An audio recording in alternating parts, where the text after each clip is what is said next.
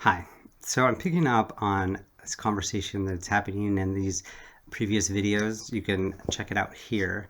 A huge part of the Omni-Win project, or part of what I want to message I want to be bringing to the world, is just the deep importance of reconciliation. And for us to have the capacity as individuals and a society to find a path to reconciliation when there's been harm or we've been hurt by each other and so forth. So in the last video, I talked about forgiveness, and this one I'm going to be talking about accountability. And according to Kazu Haga, who's an amazing Kingian nonviolence teacher and former guest on Fractal Friends podcast, he says that reconciliation is this combination of forgiveness on one hand and accountability on the other. So what is accountability? Well, Kazu describes it as insight plus remorse plus amends.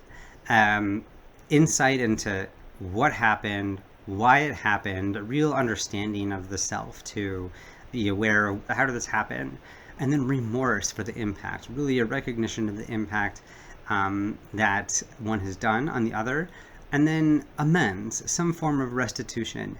And there's many forms of this. It can be an apology, it can be an energetic giving to someone, some form of service, maybe it's paying someone back for something. There's lots of different ways to get there. Another one is sharing power, empowering the other person, or showing that you learned your lesson and making some changes. So that's kind of the package of what's accountability. So I want to share this as like a really important flip side of forgiveness. And the reason why is because where we started with that quote from Alexander Solzhenitsyn, where we know that the line between good and evil cuts through all of our hearts. And so all of us have something that we might be needing to be accountable for or apologize for or find peace about, just as all of us probably have things that we can find forgiveness for others for. And these go great together. They can be done independently. That's what I'll talk about now in just a minute. So, but on this whole theme, I really want to recommend the podcast Hidden Brain, and they had a series on the power of mercy and the power of apologies. You'll be able to find the links wherever you're watching this. So check that out. I think the Hidden Brain's great. And what I learned from the conversation on the power of apologies with a guy named Tyler Okimoto is that apology is a gift to the other person. And it's a gift that's given freely. Really important part of an apology, and rather know you for giving an authentic apology, is you're giving it without expectations. You're not expecting forgiveness. If you can give the apology without forgiveness, part of what you're doing is you're actually clearing the space out of your own heart. And a little part of this is the process of self-forgiveness. But nonetheless, it's important to give an apology that's independent of what the other person's reaction is. And there's also a lot of great research and insight that Tyler and other researchers have discovered about apologies. So here's what works. People want to see some actual remorse. And they also want to know that you have some understanding or some insight about what has happened. And this actually points to an interesting piece that you don't want to apologize too soon. It's worthwhile to get to the place where you actually feel it and actually understand it before trying to make those amends. You also don't want to wait too long, but that's another story. So how do we do this insight and remorse? One way of thinking about the remorse is to check in with yourself and see, how is this out of alignment with the person that I want to be? Am I actually being the best version of myself? And if you're not, if you can say that isn't actually how I want to behave, that's not what I want to be doing, that's a great place to get in touch with that remorse. And again, this is a very personal experience. So finding that remorse, one of the great ways to do it is just to check in if you're in alignment with yourself. Now, another way to think about this, perhaps you actually were trying to do good. You weren't trying to hurt anyone. Most of us aren't, by the way. The next piece is the importance of letting go of your ego, or letting go of the need for your intention to be understood. One part of that is because if people think that you're trying to protect yourself, then they're going to distrust you, which means that the apology is going to even be harder, right? If you want to get to that place where someone's forgiving you or something, trying to protect yourself in the process or be defensive will lead to more distrust. And in a certain way, make things worse. It's, yeah, just how to catch that. Like, if you're trying to protect yourself, then you actually might make it worse for yourself. If you allow yourself to be vulnerable and really be exposed, then things might work better and you might, improve the relationship even though you took a riskier move. And that's, again, borne out in the research. Another thing I think is really interesting in understanding this dance between intention and impact, in my work in conflict transformation, this question of intention and impact comes up all the time. And very often, intention is real, impact is real, and they're totally different.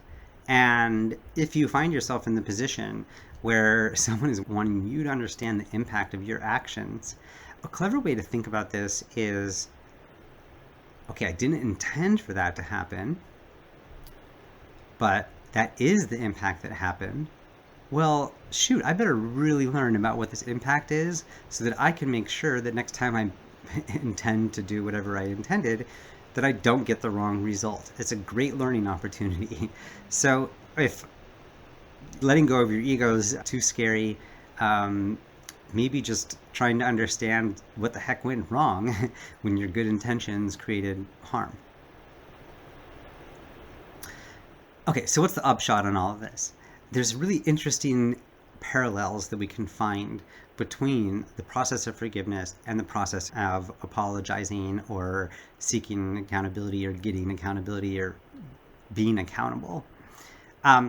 So all of these are ways of removing the obstacles to being in better relationship and connection with the other person.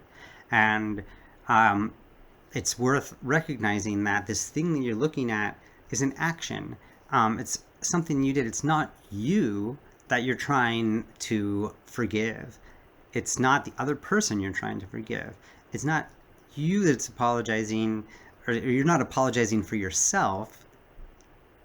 Instead, you're apologizing for this thing that happened, that got in the way of us. And so that's one thing. You're trying to remove this obstacle, and that's what you're talking about.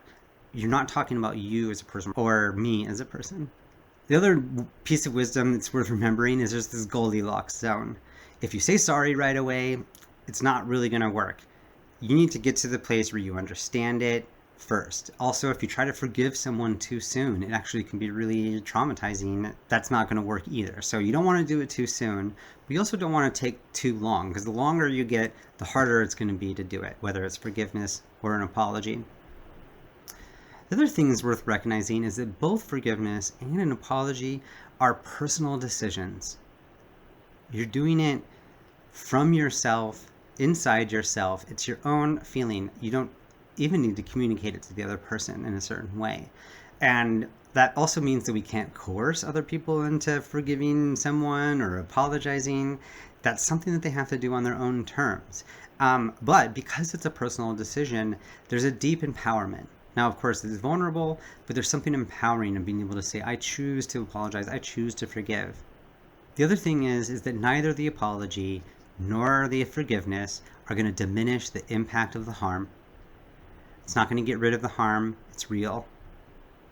But worthwhile to pay attention to that not forgiving and not apologizing actually undermines the entire process of healing or change, or even the ability for those who were involved to effectively respond to a situation. There's a way that apologies and forgiveness unlock the freedom to change and to grow and to step into our best selves, to get back into alignment and integrity with the people that we want to be and we want to see others be. So I hope this makes sense and is useful. I'm going to follow this up with one more video in which I'm going to talk about what I call the first rule of conflict, and really try to get us to understand why do we care about whatever these situations are, and try to find out what's really at the heart of the conflict. So thank you very much and have a great day.